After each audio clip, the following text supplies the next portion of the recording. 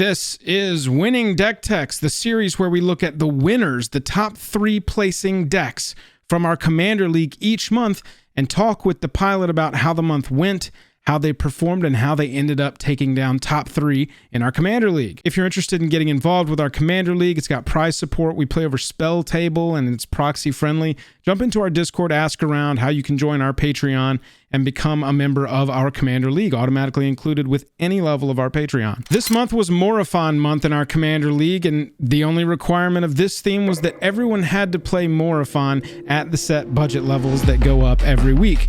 For this one, our first place deck was Morophon Elves, second place was Morophon Slivers, and third place was Morophon Dragons. Give me just a second to thank the patrons that make all this possible, and I will be right back with the conversation about Morophon decks.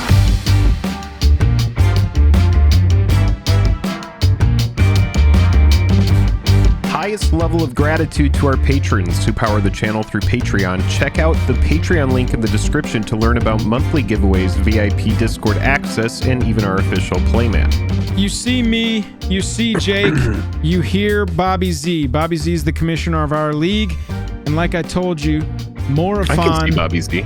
Morophon was our theme this month. You had to have Morophon as your commander. Bobby went with good old Elf Ball, it looks like here. Oh, nice. So Bobby Z, what place did you get? So Bobby Z got first place this month with Morophon Elves. Like we said, everybody had to play Morophon, and Bobby chose Elves. So Bobby, just why did you pick Elves, and how did your wins win? And I figured, having Morophon, giving them all +1/+1 and costing mostly 0 would be fun. There is a very low curve to this deck, I will say.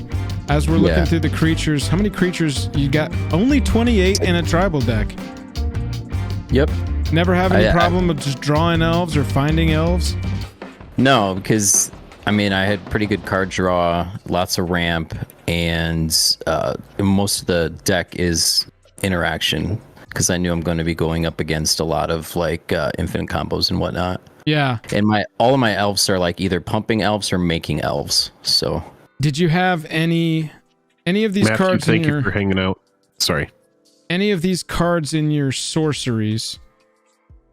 Any of these standouts for you or really turned a game? I had a really cool interaction one game when I played Nature's Lore on turn 2 and went and got a forest.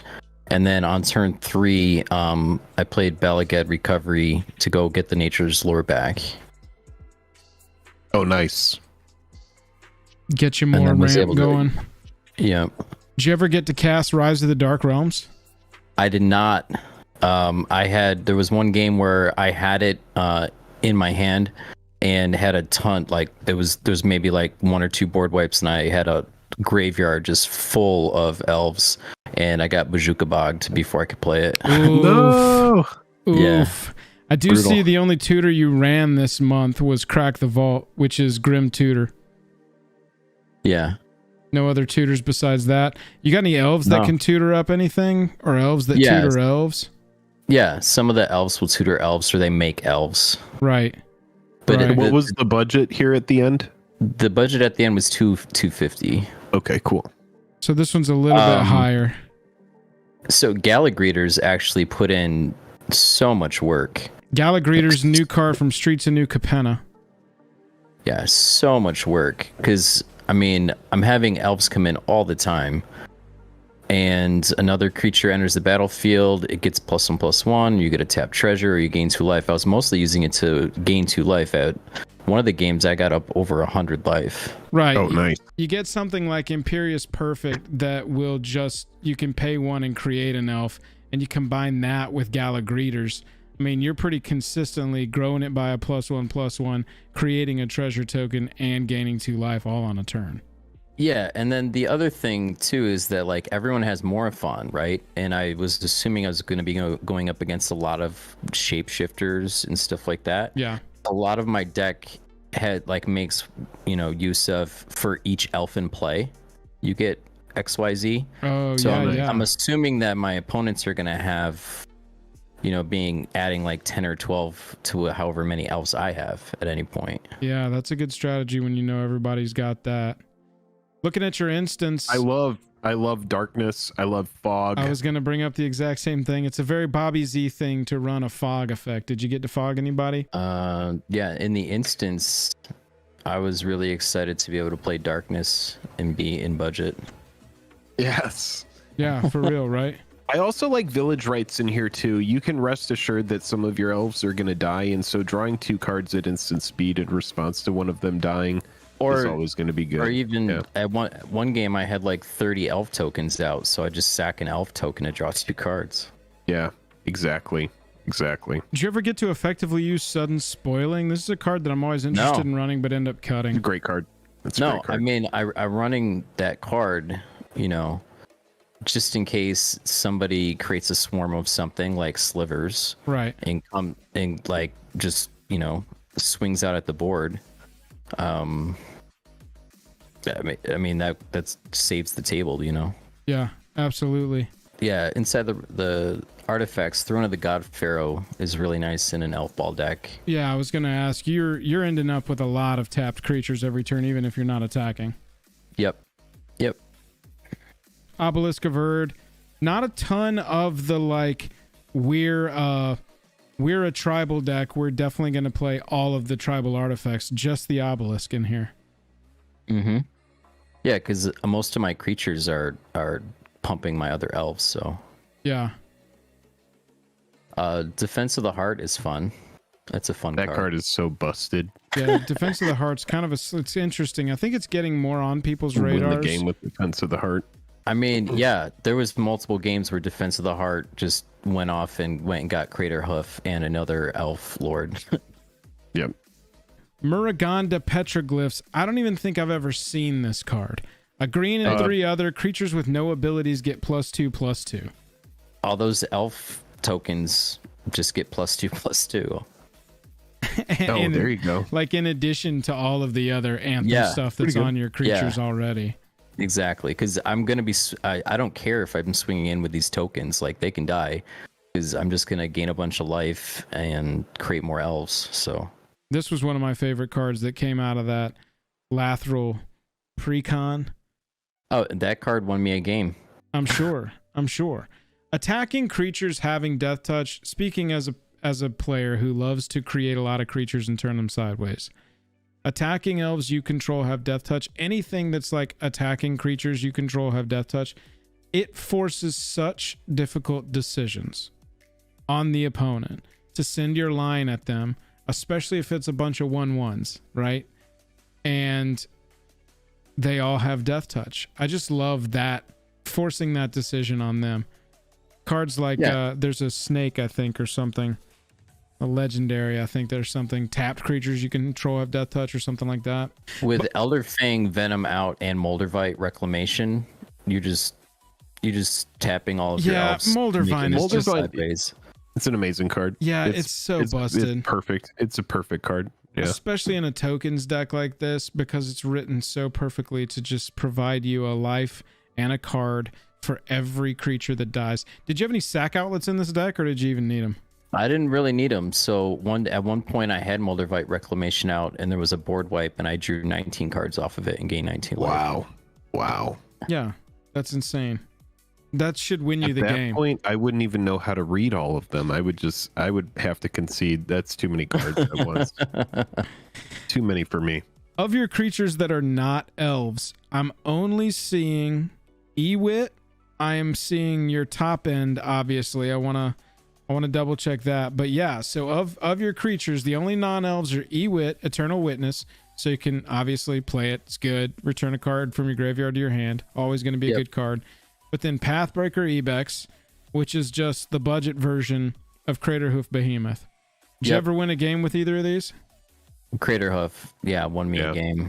I've been just blown out by Craterhoof so many times in my Commander career. Card. Yeah, so normally what I would do is when the Defense of the Heart goes off, I'll go grab the Ibex and Craterhoof. But that art makes me laugh. Yeah, and that's the actual art. That's the actual art that I ran too. Oh, you did? Nice. Of your low cost elves, did you have like a sleeper all-star of any Can of we the see the like, curve? I would Yeah. love to see the curve. Absolutely. Sorry. Did you have I mean, a Well-Wisher. Well-Wisher? Yeah, because Well-Wisher, you tap it to gain a life for each elf in play. So, like, again, it's counting not just my elves, but all elves in play. So all of the shapeshifters, all the Morophons, all of it. Nice. That's from those Onslaught days, baby. That Ooh, makes me Well-Wisher, nostalgic. Just, oh god, you must kill Well-Wisher. Holy shit. Yeah, it's like a must kill 1/1 for 2 common. Kill Yeah. on sight. Oh Yep. my god. Must kill. The card's disgusting. It is it's- disgusting. And it's under $1, I think. Yeah. Yeah. Oh, it's for sure. cheap. $18 The for the is foil. expensive. Yeah, that would be a good foil to have. You know, that's a conversation we need to have sometime. Like old border foils that are actually old border that didn't come out in 2020 or later. Yeah. Because I feel like those are eventually going to get soaked. As far as the curve goes, very low for a elf ball deck. That's basically what you're going to run into. You want to try and leverage a ton of early game and token creation. Drop a couple of your elf anthems, drop a couple of your enchantment anthems with Muraganda, Petroglyph, stuff like that, and then go Grim Tutor for your Behemoth or your Ebex. Elf Ball. Are the Defense of the Heart. versions of... Oh, sorry. Go ahead. Or Defense of the Heart. Yeah. And then Lathril won me one game. Well, The other Elf Lord. that's because It is Lathril cool was because busted. it is kind of like a Lathril variant. You get to bring a lot of Lathril over to this deck, which is neat. Yeah. I like that.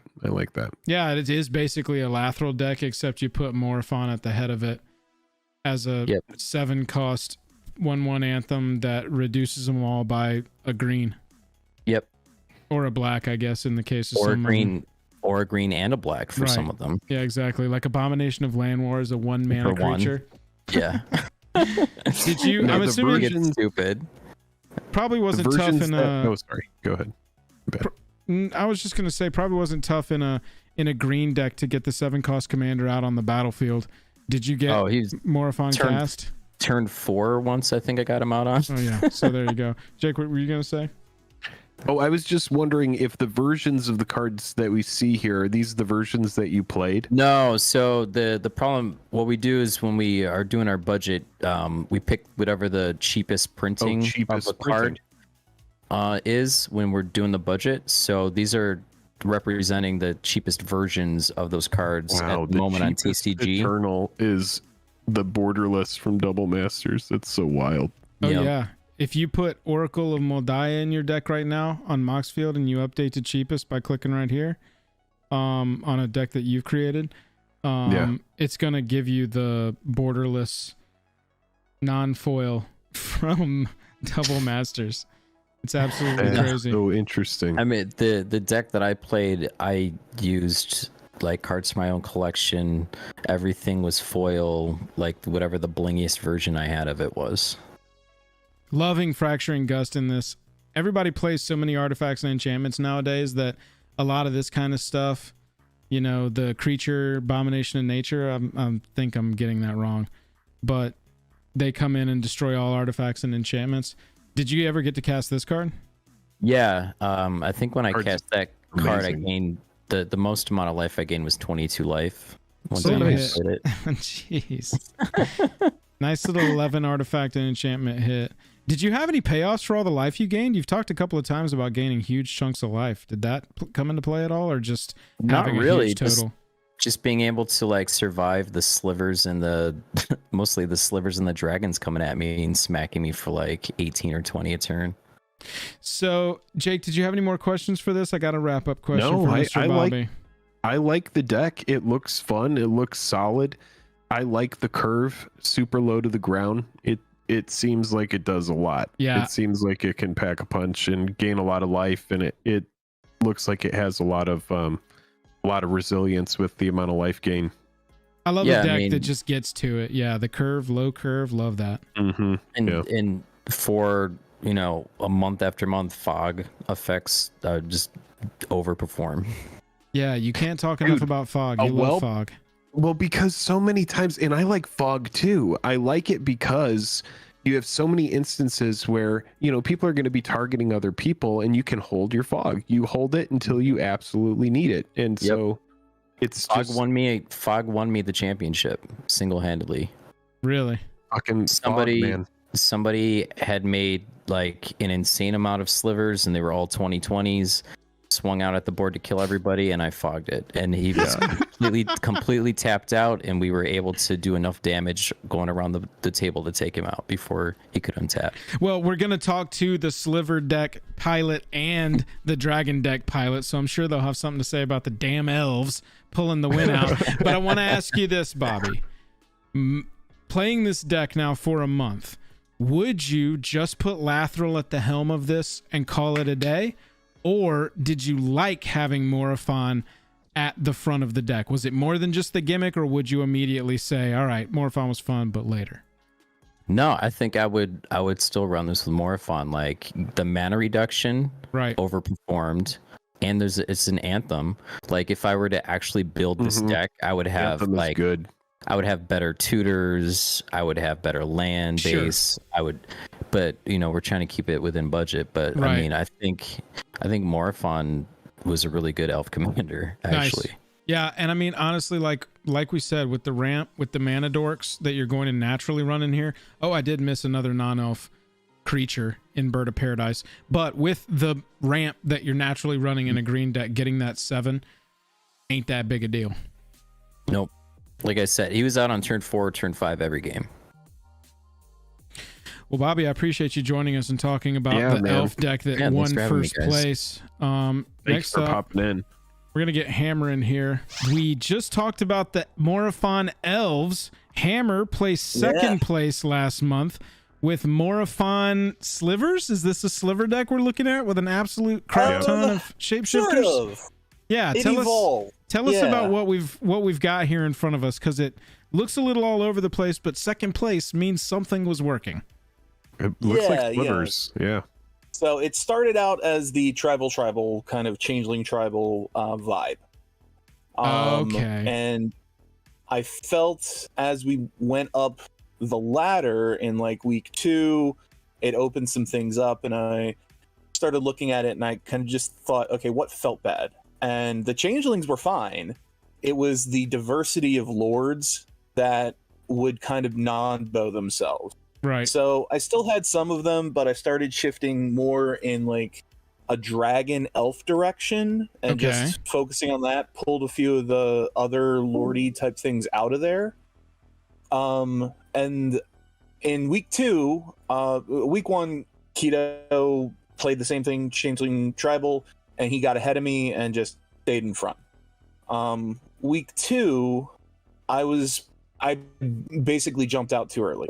I was arch enemy. I had Magda with Maskwood Nexus in play, which is just broken. Like, you get those 2 cards in play, get to untap with them, and you tap your dwarves, you make treasures, you go fetch dragons, get them in for free. It snowballs. Yeah. But I had to untap, so I got board wiped, and then my Maskwood Nexus got blown up. And it ended up being so that I went from arch enemy to not a threat at all. Yeah. So then I just kind of drifted in the background and got second place. Wow. I can see as we're looking through the list, what you're describing so far, I can almost see it evolving as I go down the deck list, because you've got enough shapeshifters. It's interesting. Yes. There's enough shapeshifters where you can run a card like Priest of Titania, because this is it's already going to tap for 1.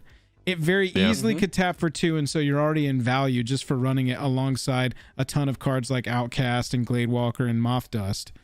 But then it's all upside from there. Same thing with Elvish Archdruid. But you've also got like single payoffs. Much like Bobby said with his, Titania is one that counts everyone's elf. So it counts everyone's Morophon. Oh, everybody's shapeshifters. Yeah. Yeah, that's a good one for that month. I like, again, these one-off tribal picks. This is not something I would have done, because I'm such a synergy whore when I'm building my deck that I would never even consider let's look at pirates, even though I'm running an absolute crap ton of shapeshifters. So I like these one-offs where you leaned into whenever one or more pirates you control deal damage to an opponent, create a treasure token. Like, that's already going to trigger off Malcolm, and the shapeshifters are just going to give you more value. That's a really interesting inclusion to me, a clever thought. Yeah, it is. Yeah. It is. I like it too. So I kept these things that were genuine value: Beast Whisperer, Risen Reef, Malcolm. So those things stayed in the deck. Azami, I got her out week 3. Yeah, tap an untapped wizard you control, and like half of your deck counts as wizards. That's crazy. And that week, I had already made the shift to slivers, so I just sat with Azami and Morophon and just held them up until end of turn, and drew 2 cards, untap, draw my card for turn, and it generated enough value that I just kind of waited, because I actually, in that week, had Sliver Overlord in my hand on my initial 7. So I just waited until I could protect it and, tap its ability when it came down. And that's the thing. That was the thing with this, and going slivers became the direction, was these Wooburg slivers that are free for Morophon are busted. Yeah, that is, and I want to point that out to chat.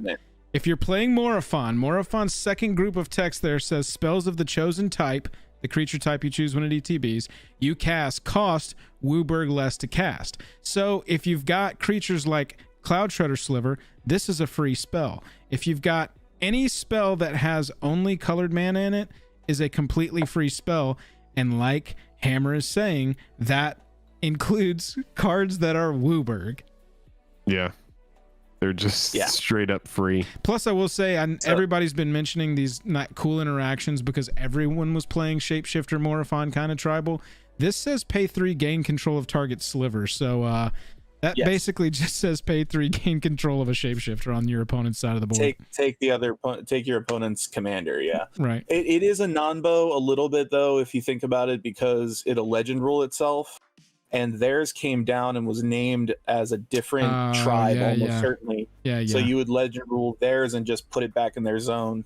Yeah, that's fair. But any other changeling, it's like, that's mine now. Right. Yeah. But honestly, at that point, it's the first 3 things you do is you look for the indestructible, you look for the Legion, you look for the first sliver. Yeah, exactly. Like the inclusion of budget Diabolic. Immediately. Diabolic is a good inclusion in Diabolic budget. is what got me Overlord in week 4. Yep. Yeah. I've seen a lot of our budget lists in our Commander League running Profane Tutor. I ran it one month. It's not a bad card. Dude, Suspend 2 is not that bad. Yo, it does everything you need it to do because you just know what you're going to get. You just have to wait.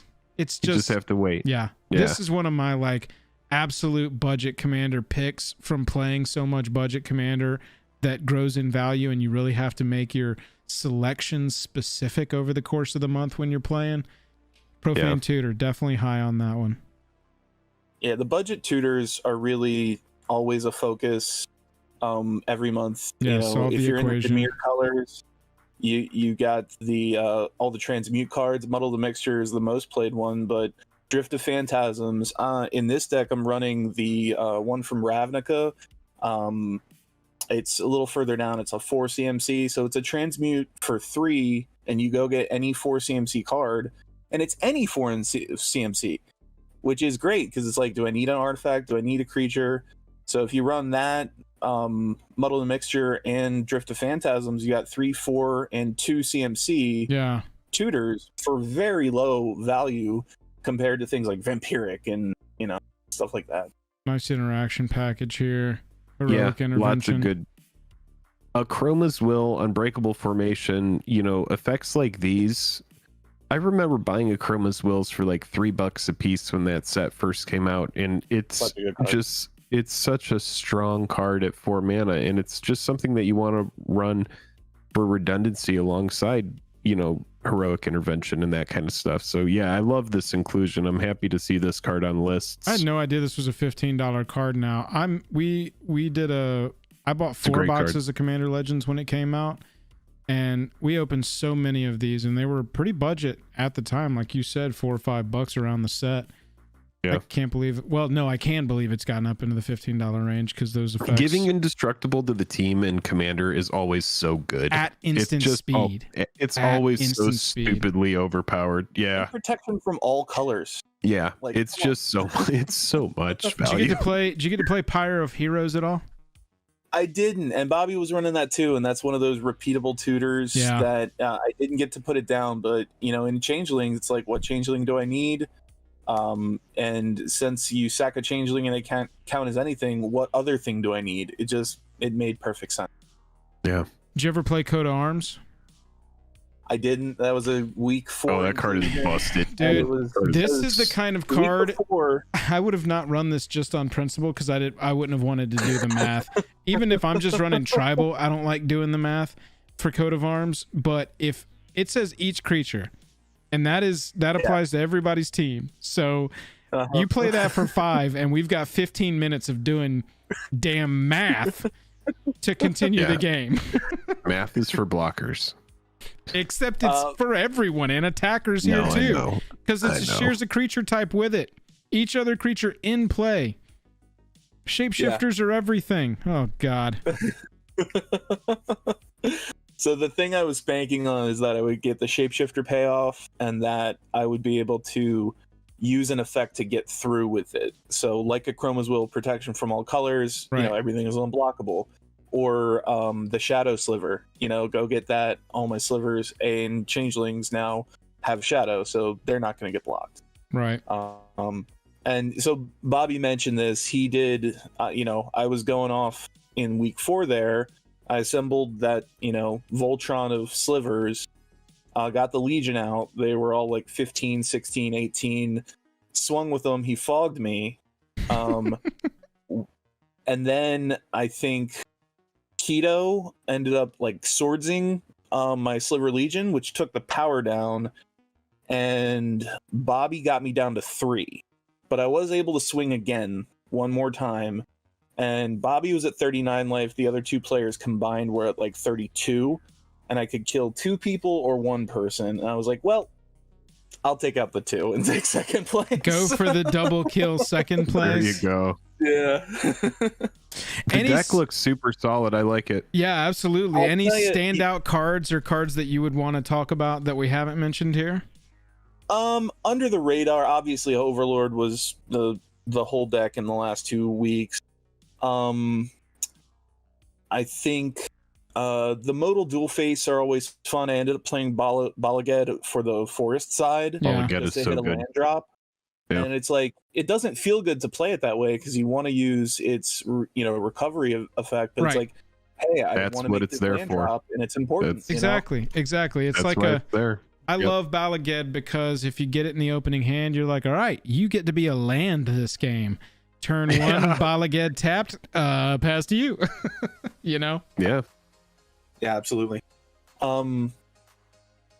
Trying to think if there was anything that was unusual that doesn't jump out. I mean, assembling Magda and kind of going too soon without the protection in week 2. Magda in Changelings with, especially with Maskwood Nexus, is just busted. It's just busted. Maskwood And at that point, I Nexus. was running Tiamat. I was running Terror of the Peaks, or not Terror of the Peaks. I think it was too expensive. But I was running something else that would have gotten the combo with Moretti. Oh, it was a Darkwing, Bladewing the Risen. That's what it is. And this was a different Moretti version and- of the deck.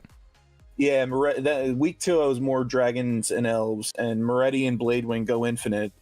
And that was the idea, was to get Magda to search both for Moretti and for Bladewing, and just get that loop online with Impact Tremors, or Right. I think Impact Tremors was my payoff for that. Yeah. That's what I was trying to assemble in week 2, but got a little hasty and got blown up, and just had to kind of navigate the politics at that point. Well, I would ask you the same question that I asked Bobby, which is, would you change out the commander of this one? But I feel like this deck is built in such a unique way to shapeshifter tribal. It has with to be Morophon. Right. You It got has to be. shapeshifters with sliver tribal payoff, but mostly you're a shapeshifter deck because you're really leaning on cards like Priest of Titania, Elvis Archdruid.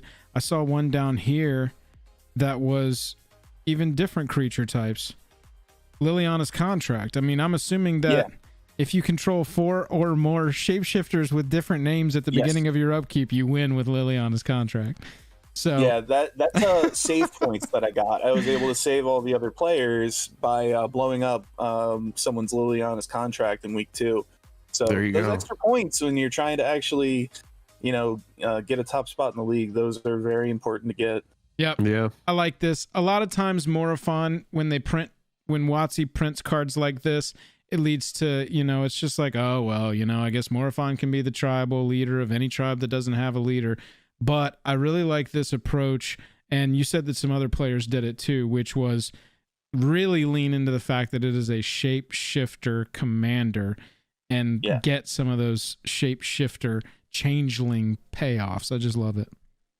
Yeah, if I was going to build a Sliver deck right now, I would probably put Morophon in front of Sliver.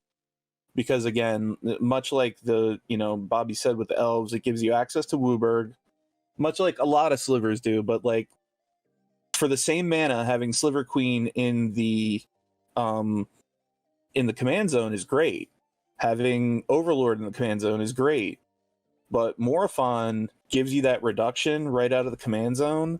Yeah. And holy crap, there's only I think like 8 2-pip only colored slivers other than these, Wooburg ones that really get the huge discount. And they're mostly bad except for Cloud Shredder Sliver, which was another like really high performer here. It gives everything haste and flying haste for 2 mana. Dude, haste is so underutilized by people. Comes down for free. It's crazy. Haste is so underappreciated in Commander. Yeah. But it can be backbreaking. Yep, I love this take, man. I appreciate you joining us on the stream tonight. We might have to make a video 3 ways to build Morophon at the end of Seriously. The whole reason that I suggested Morophon month to Bobby, or it was a conversation, we came to it, but I was playing Mitgo Commander, and I played against a person who was playing Morophon humans, and they only put humans in their deck that had color symbols in their mana cost. They didn't play nearly a single human that had a colorless mana in their mana cost, so that they were always free. And all they had to do was get 1 or 2 pieces online that said get to 1 or 2 pieces online that said when you play a creature, draw a card. They literally play out their entire deck. It all has haste. It all has trample. Every creature they have is on the battlefield out of nowhere because it's all free and they're drawing cards on cast. They essentially, it's just Storm. They're just playing Morophon Storm. Exactly. So it was just get to Morophon and slam your hand, draw the cards, attack out. Yeah. What's up there, guys? D-Buck, what's up? I'm loving how the top of this says Morophon Dragon Tribal. This is right up my alley. Man, it was awesome. All right, so did you start the month as I'm going Dragon Tribal? Sort of tell us the story of your deck over the month, and we'll take a look at it. So it definitely had to be cheap on the mana base. Dragon's freaking expensive. Dude, they're so expensive. I went heavy on ramp because I knew people were going to be playing like Elf and Changeling and low on the curve, so very heavy on the ramp so that I can get up there to the dragons. And I like to fling damage, so Warstorm Surge, Scourge of Valkis, things like that. If you're playing big mana, you should be playing Warstorm Surge. That's just, if you're playing big mana and big butts, and So I got a fun story for you, Joel. Yeah, hit us. Sudden spoiling. Yeah. I believe it was Keto or Kirknull, they used a card that basically turned every creature they had into target creature, any on the battlefield. So they chose my Scourge of Valkis and turned like 10 creatures into Scourge of Valkis. And then we're about to play their next creature, and I just sudden spoiled it and turned all their creatures to no abilities. So save the table. So you definitely had a good sudden spoiling moment, huh? Yeah, won the game for me. Because the next turn around, I just... probably one of the best dragons that I played was Astral Dragon. Blue. Astral Dragon. Flying 4/4 for 8 mana. When it ETBs, create 2 tokens that are copies of target non-creature permanent except Ooh. they're 3/3 dragon creatures in addition to their other types. So you do put not 10 power on the battlefield, and you get 2 tokens that are copies of 9 creature permanents. What were you copying? I won 2 weeks with this. I copied Warstorm Surge, Oh shit. my god. and I already had Scourge of the Valkus out on the battlefield, and then the other week I had Terror of the Peaks out on the battlefield. Oh my Yeah. god, dude. You were just The like final- fire, fire. Just throwing damage. It was a lot of fun. Will you show me Scourge of Valkus? I want to look at that one more time. I keep Absolutely. hearing. When when it or another dragon ETBs under your control, it deals X to any target where X is the number of dragons you control. Yeah, that card is brutal and busted. There's a couple fun combos in there, especially with Scion of the Ur Dragon. Niv Mizzet and Curiosity just starts pinging stuff and drawing cards. Yeah, that's almost an infinite, isn't it? Yeah, it is infinite. Yeah. You just ping till everybody's dead. Right. Bear Umbra and Hellkite Charger. Bear Umbra is an enchantment that is an aura. Gets +2, Untapping all +2. my lands. Yeah, whenever it attacks, you untap all lands you control, and you combined it with what dragon? It goes with Hellkite Charger. Hellkite. Yeah. Yep, Hellkite So I'm just Charger. untapping all my lands, paying and getting an extra combat. I never got to pull it off because I never got into one of those combos. But if I would have got it was week 4 when I put all of them in. Did you ever get to slam old Gnawbone and draw absolute crap ton of treasures? Yes. Create? Hell yeah. Yes. Love that. Yeah, this is good. This deck looks solid. It's fun. Lots of the normal suspects in the sorcery slot as far as ramp goes. That's pretty much the same across all these decks. One thing that's interesting about all these decks, they all had green. I mean, like heavy emphasis on ramping up. Yeah. You know, I mean, Morophon that's 7 definitely. exactly. You kind of get in a deck where you have to have that. You know, mana rocks probably aren't going to be the way to go with Morophon. Looks like we were sitting on. You went ramp spells. Holy crap, you went ramp spells. Farseek, Lore, Rampant Growth, 3 Visits, Cultivate, Kadama's Reach. Lands are harder to Sheesh. interact with. Yeah. No kidding. No kidding. I mean, that's why green ramp is always going to be the best ramp, because you can't cast Destroy All Artifacts on it. It feels bad to You got an Eerie Ultimatum 1 week, bring all my dragons back. That was sweet. I'm seeing the normal players here in a dragon deck: Elemental Bond, Garruk's Uprising, Tempest, and Warstorm Surge. $16. Boneyard Scourge. We are in the middle of reviewing the last of 3 decks that were part of the Commander League. This was the 3rd place deck, and Boneyard Scourge says, "I'm not in this." Oh, that's a card, isn't it? I think you got dragon. I did have one brutal thing when we were going through on that last championship Wait, say it again. game. You did have what? Brutal play. I forgot about my Morophon buff with Terror of the Peaks, and I missed out on 3 damage, and Hammer survived by 3. Hmm. We all picked on him and went arch enemy. Yeah, but I didn't notice it till the back around his turn, and so yeah, it was definitely a feel bad moment. Yo, as I'm looking through this list, I gotta say this. It is insane, with one of the main tribes in the entire game, how you have built. It is a budget version. This isn't like, no budget, best dragons, slam them all in there, which I bet would be even more the case of what I'm about to talk about. But look at this. This is from this year. That's from this year, last year, this year, this year, this year. Yeah.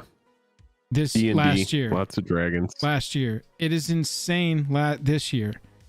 It's insane to me how much heat the main tribes just always... It's the same thing with humans. The heat level of playable cards of that tribe only goes up. Up.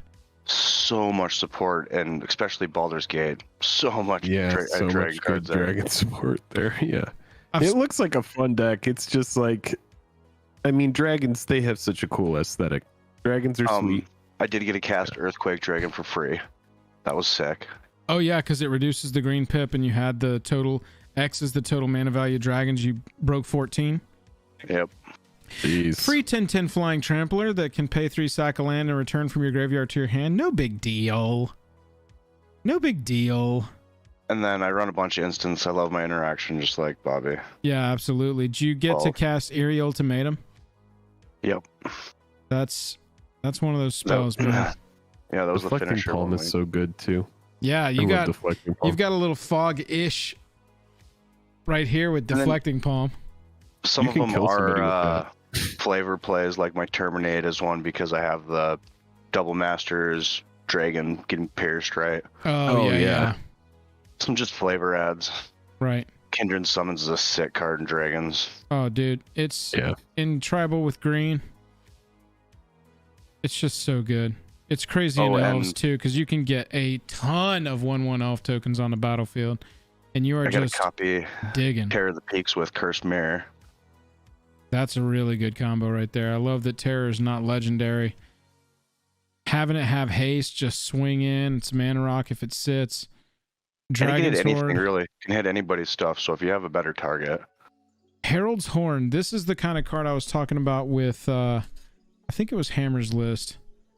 Not a lot of the, or maybe it was Bobby's list. Not a lot of the, like, 3 and 4 mana artifacts that are specifically for tribal decks. But you do run Herald's Horn in here, which is probably one of the best of that group of cards. Yeah, really for that one less to cast, especially with dragons. I'm not getting to cast them for free like those guys. Right. Well, and you don't need this for like elves. Too. Right. Yeah, exactly. You got to keep, I mean, your board's just going to get wiped. You run Blasphemous Act as far as board wipes go. Were you running anything else? Oh, Crux of Fate, duh. Crux of Fate, and I was running the double black. I think there's one more. Not on this current version. I cut it last week. I cut it Damn? last week. Yeah. Oh, damn. From MH2. Yeah. 36, including your MDFC with a dragon deck. That's $16 in the lands. Yeah, I was going to say you got a $16 budget across all your lands because here, if we sort by if we sort by price, it's going to be dragons. Yeah, we're going to the middle of the pack and we're at $6.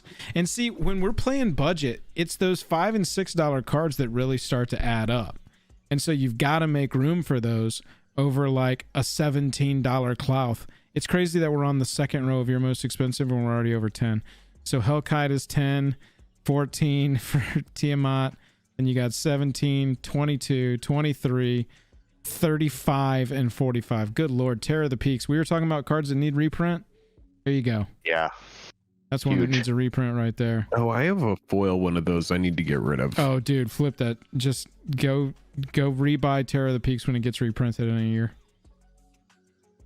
It is a cool card, though. D-Buck, with this dragon deck, would you keep it Morophon Tribal, or would you switch to one of the 5-color dragon options, probably Ur-Dragon or Scion of the Ur-Dragon? Yeah, dude, a lot of these are going to go back to my Ur-Dragon. Got it. So you, for dragons, would recommend just go back Ur-Dragon. I mean, Ur-Dragon is so... Yeah. It's so it similar, was fun. right? I guess I suppose if you built it, we had certain conditions like no Fists of the Suns, no what's the other one? Joda. The ones that's reducing making cards cost 5 colors, so everything is just basically free. Everything's free, yeah, that makes sense. But I mean, Ur-Dragon is already so strong because Eminence is just a broken mechanic that I think they'll never bring back. But that one cost reduction on dragons for dragons is massive. Massive. It's massive, dude. I want my full art version though. Massive. Oh, sorry. Here you go. Or foil etched. I've got this one still. Yeah. Oh, that card's $87 now? Yes. Dude, it's you see what the base one is? I think the base one is $80. Yeah. Jeez. Yeah, dude, that secret layer that's a great secret layer, man.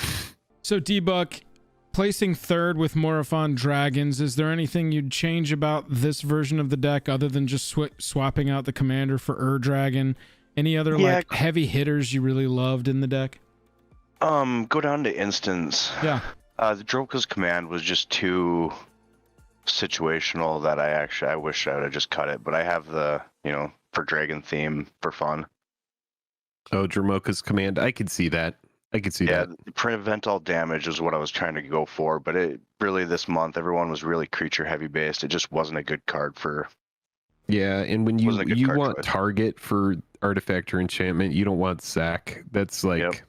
It's tough. Yeah. Yeah, Saxon Enchantment is tough. You want to be able to hit that one that's absolutely breaking your back, not yeah. like a Utopia Sprawl or something on counter their is land. Yeah.